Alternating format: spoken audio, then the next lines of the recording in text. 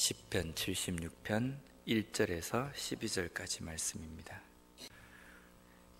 이스라엘 백성들이 출애굽을 한 후에 가나안 땅에 들어가서 왕을 세우고 이제 정착하는 그 국가를 세워서 살아가기 전까지 하나님께서는 크고 작은 이적들, 물론 하나님의 이적 가운데에는 하나님께서 베푸신 기적은 작은 것은 없습니다. 모든 것들이 다 우리 인간에게 큰 것이고 기적입니다. 그러한 것들을 이스라엘 백성들에게 보여주셨습니다. 이스라엘 백성들은 그 긴 시간 동안 하나님께서 직접적으로 자신들의 눈앞에 행하시고 또 이루신 모든 것들을 목격한 사람들입니다. 그 목격한 가운데에 가나안 땅에 들어간 상황입니다. 이스라엘 백성들이 그들의 삶 속에서 모든 것들을 다 놓치고 잊어버리고 또 깨닫지 못한다 할지라도 꼭 한 가지 그들이 잊을 수 없고 부인할 수 없는 사실은 하나님의 역사하심입니다. 선조들을 통해서 또 자신들의 눈을 통해서 자신들을 어떻게 인도하시고 어떠한 기적으로 먹이시고 입히시고 기르셨는지 그 모든 것들은 그들의 삶 속에 분명히 나타난 증거이기 때문에 그 사실만큼은 이스라엘 백성들이 잊어서는 안 됩니다. 근데 가나안 땅에 들어간 이스라엘 백성들이 곧바로 하나님을 잊어버립니다. 그들이 보지 못한 것도 아니고 듣지 못한 것도 아니고 하나님께서 베푸신 기적을 먹어보지 못한 것도 아닙니다. 누릴 것 다 누리고 그랬음에도 불구하고 하나님을 잊어버린다는 것. 우리가 성경을 보면서 이스라엘 백성들이 이 삶을 보면 어떻게 생각이 드십니까? 왜 이렇게 될까? 만약에 나에게 이런 것들을 보여주신다고 한다면 나는 일평생 하나님을 잊지 않을 것인데 왜 이스라엘 백성들은 그것을 다 직접적으로 눈으로 확실하게 봤음에도 불구하고 왜 곧바로 하나님을 부인할 수밖에 없었을까? 어떻게 생각하십니까? 우리는 지금 현재 우리의 삶 속에서 이스라엘 백성들과 같은 삶을 살아가는 것에 대해서 어떻게 우리가 생각하고 그럴 수도 있다라고 생각합니까? 우리는 직접적으로 만나를 먹어보지도 않았고 구름 기둥과 불 기둥을 우리가 직접 목격하지도 않았고 보지도 못했습니다. 하나님이 말씀하시는 음성을 들은 적도 없습니다. 직접적으로 들은 적도 없습니다. 그렇기 때문에 우리가 믿음에 대해서 조금 흔들린다는 것은 충분히 그것은 배려가 되고 양해가 되지만 이스라엘 백성들은 그래서는 안 된다라고 우리는 생각을 합니다. 하나님께서 만나를 통하여서 구름 기둥과 불 기둥을 통하여서 여러 가지 기적을 통해서 이스라엘 백성들에 나타나신 것이 기적이라고 한다면 그것은 하나님께서 그 기적을 통해서 이스라엘 백성들에게 하나님의 자신의 존재에 대해서 나타나신 겁니다. 이것을 신학적인 용어로 계시라고 이야기합니다. 그런데 오늘날 우리에게도 하나님께서는 자신의 존재를 계시하셨습니다. 이것저것 여러 가지가 있겠지만요, 가장 큰 계시는 말씀입니다. 성경 말씀을 통해서 우리에게 확실하게 계시하셨습니다. 계시에는 일반 계시와 특별 계시가 있습니다. 일반 계시는 우리의 삶 속에서 일어나는 여러 가지 삶을 통하여서 하나님은 자신을 드러내십니다. 그런데 우리는 잘 느껴지지가 않습니다. 왜 그렇습니까? 이미 우리 속에는 죄성이라는 것이 들어와 있기 때문에 아무리 옆에 하나님께서 기적을 베푸시고 어떤 일을 일으키신다 하더라도 그것을 미처 깨닫지 못하는 겁니다. 하나님께서는 그냥 놔두면 깨닫지 못하기 때문에 하나님께서는 더 특별한 계시를 주셨습니다. 말씀입니다. 말씀을 통해서 우리를 깨닫게 하시고 또 그 말씀대로 구원을 베푸시고 또 그 말씀대로 우리에게 성령을 주셔서 하나님의 말씀을 잘 듣고 깨닫고 또 알 수 있도록 우리에게 하셨습니다. 어쩌면 이스라엘 백성들에게 나타나신 그 기적보다 더 확실한 나타나심이 우리의 삶 속에 말씀을 통해서 일어난다라고 볼 수 있습니다.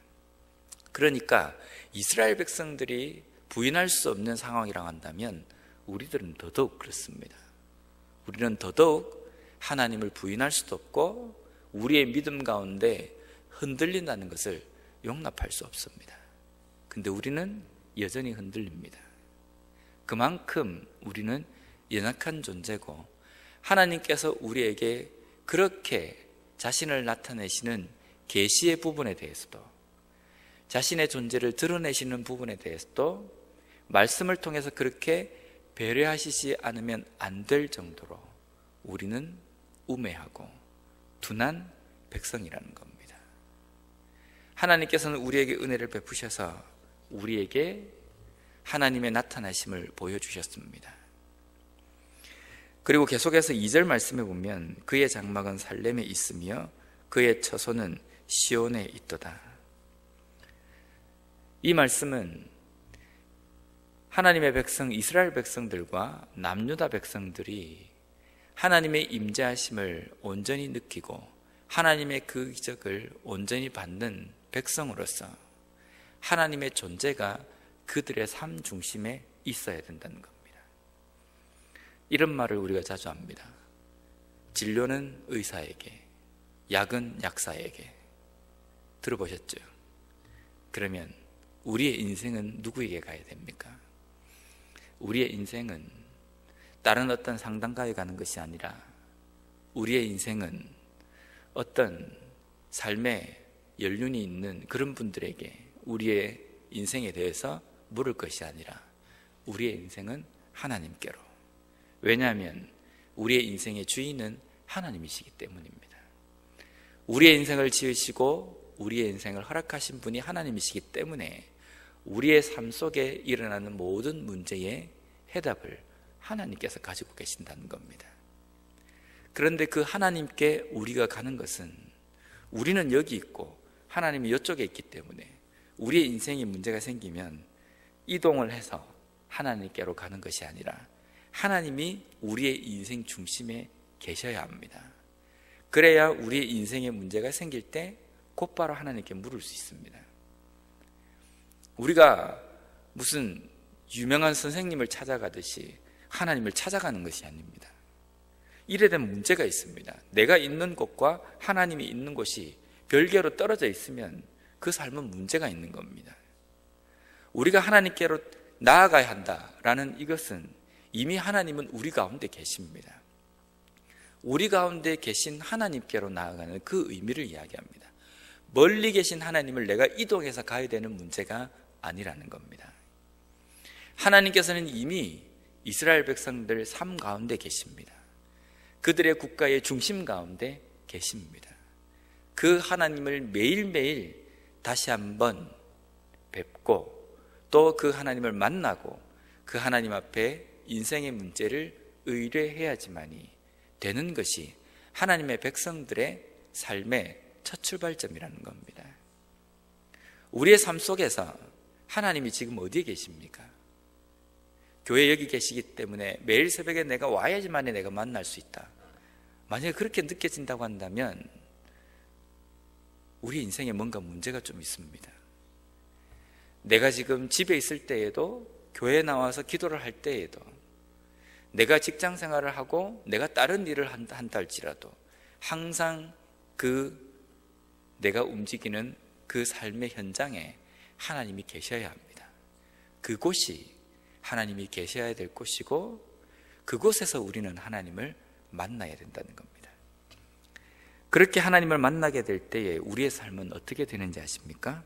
5절 말씀에 보면 마음이 강한 자도 가진 것을 빼앗기고 잠에 빠질 것이며 장사들도 모두 그들에게 도움을 줄 손을 만날 수 없도다. 세상에 용맹하고 아주 힘 잘 쓰는 그런 용맹한 사람들도 그들의 권력을 끝까지 유지할 수 없습니다. 역사적으로 아주 위대한 장군들과 위대한 인물들이 많이 있었습니다. 아주 큰 권력을 장악하고 넓은 땅을 차지한 그런 군주들도 있었고 왕도 있었습니다. 근데 그들이 역사 속에서 영원히 존재합니까? 그들의 시간들은 유한하고 그들의 힘도 유한하기 때문에 권력 또한 유한했습니다. 쇠약해지고 다시금 그것을 잃어버리고 역사의 뒤안길로 사라지는 것을 우리가 보지 않습니까? 사람의 힘은 그렇습니다. 사람의 권력도 그렇습니다. 인생 존재 자체가 유한하고 끝이 없는 것이 아닙니다. 반드시 끝이 있습니다. 그러나 하나님의 힘, 하나님의 다스림, 하나님의 그러한 능력은 제한이 없으십니다. 아무리 강한 사람이라도 패할 때가 있고 약해질 때가 있지만 하나님은 그렇지 않다는 겁니다.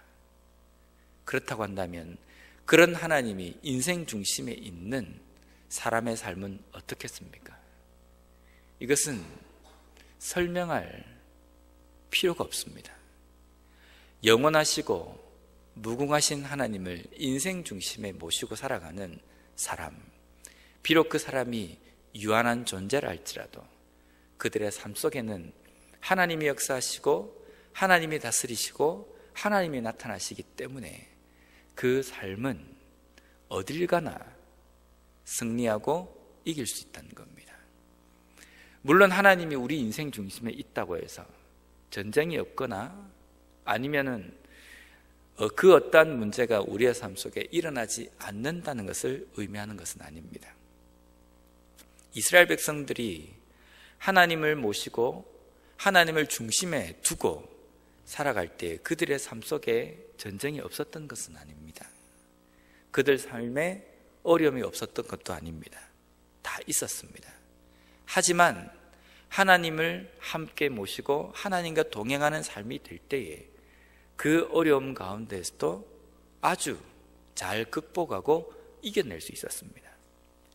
근데 반대로 그들이 힘도 있고 방패도 있고 창도 있고 칼도 잘 준비가 되어 있음에도 불구하고 군사력도 많이 있었음에도 불구하고 하나님이 그들의 인생 중심에 없을 때에 그 모든 군사력과 창과 방패와 칼이 아무짝에 쓸모가 없어져 버렸습니다.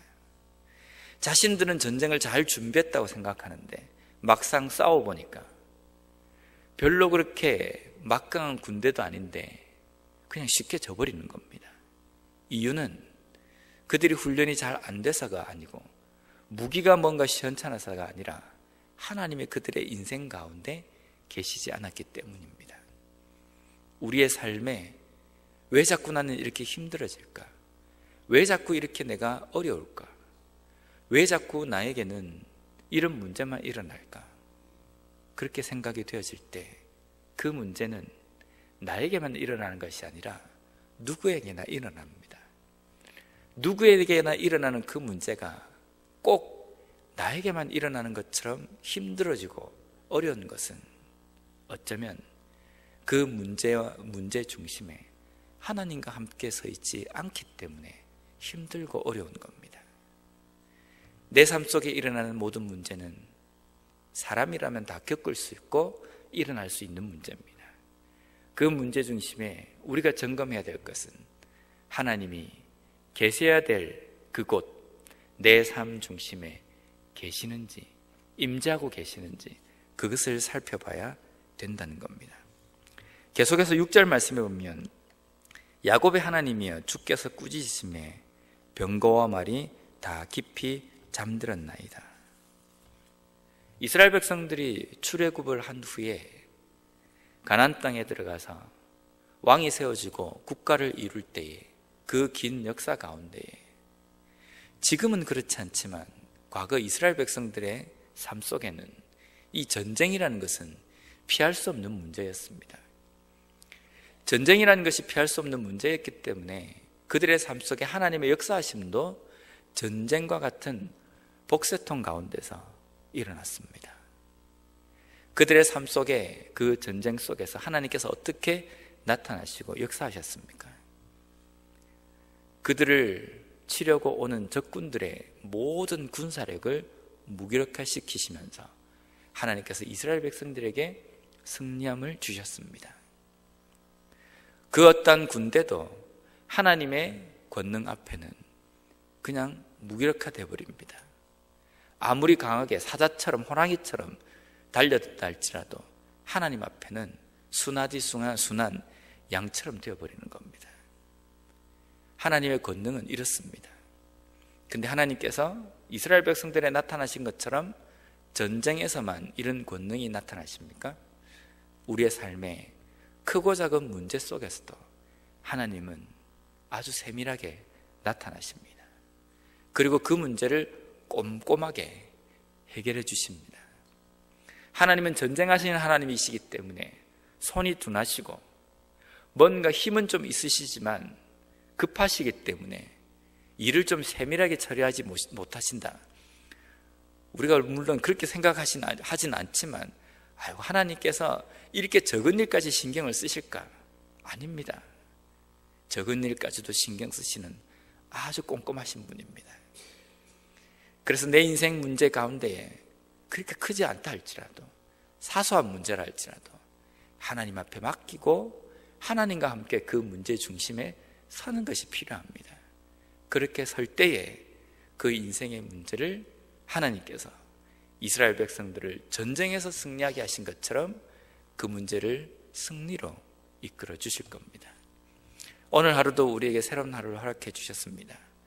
이 하루 가운데에 하나님을 어디다가 둬야 하는지, 하나님이 계셔야 되는 위치가 어디인지 다시 한번 돌아봄으로 말미암아 우리 인생 중심에 계시는 그 하나님과 함께 우리의 삶의 크고 작은 문제를 승리함으로 이끄시는 하나님의 능력을 매 순간순간마다 맛볼 수 있는 우리가 되었으면 좋겠습니다.